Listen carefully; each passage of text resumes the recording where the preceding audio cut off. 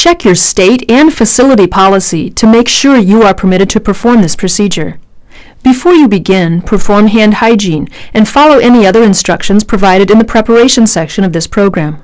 When restraints are to be used, be aware that nurse assistants are not allowed to apply them in all states. Refer to your individual state regulations and facility policies, and remember to follow instructions from your charge nurse, as well as these guidelines. Use restraints only after other, less restrictive measures have failed to protect the patient. Never use restraints if the patient refuses them. Use restraints only if there is a doctor's order. Use restraints only to protect the patient. Use the least restrictive type of device. Unnecessary restraint is considered false imprisonment. To apply an extremity restraint, wrap it around the patient's wrist or ankle with the foam padding or sheepskin toward her skin.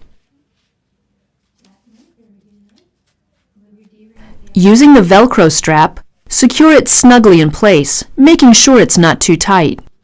You should be able to comfortably insert 2 fingers between the restraint and the patient's wrist or ankle. Pull that through, and then put your end through. Very good. And pull that all the way through. It's very important that we don't play with this IV until your treatment's finished, so I'm going to go ahead and place a mitten on your left hand just to ensure that that doesn't come out, because it's really important that we get our treatment. For a mitten restraint, place the patient's hand in a thumbless mitten device. I'm just going to have you slip your left hand into this mitten and secure it here.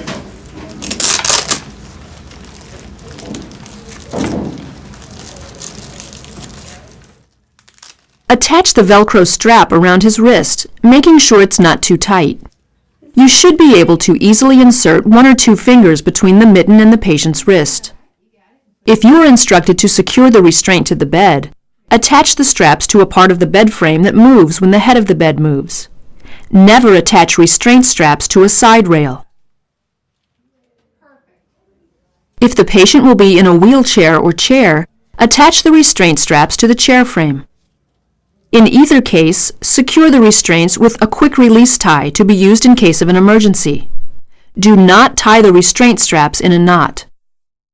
To tie a quick release knot, follow these steps. Wrap the loose end of the strap around the bed frame. Lay the loose end of the strap across the end of the strap attached to the restraint. Tuck a loop under the point where the straps cross, as if tying a shoelace. To tighten, pull down on the loop and up on the strap attached to the restraint. To release, secure the strap attached to the restraint and pull down on the loose end. Hi, Miss Stevens. I got this quick releasing seatbelt. Some facilities may use a quick release buckle or airline type buckle instead of a quick release knot. Be sure to follow your facility policy. Like this.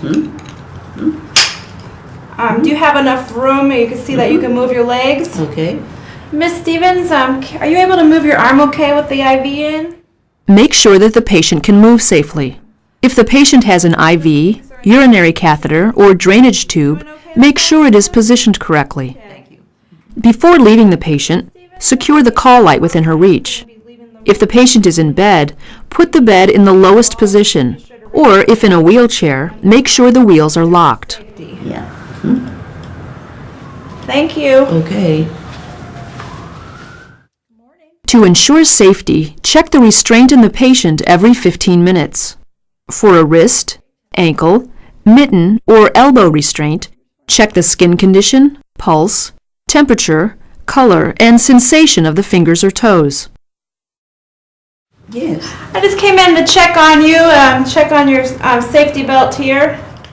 For a safety belt, check that the patient can move easily and comfortably. Observe any restrained patient for signs of confusion or agitation. How's your movement without the belt? Are you still able to pick up your legs and move them Oh, around? yes. Sure. Okay. At least every 2 hours, remove the device for 5 to 10 minutes. During this time, check the patient's skin, perform range of motion exercises if appropriate, and assist with personal care activities such as toileting. Stevens. I brought you the book that you asked me for, and also I brought you a glass of water. Oh, thank you. After repositioning the I'm gonna go ahead patient, and grab the reapply the glass. restraint, Okay. again making sure it's not too tight. Here are your glasses. Now, if Okay. you need anything, I'll be back in about 15 minutes to check on you. As part of your follow-up care, notify the charge nurse if the patient reports pain, numbness, or tingling in the restrained body part, or if you notice a weak pulse, cold, pale, or blue fingers or toes, red or damaged skin, or signs of confusion or agitation.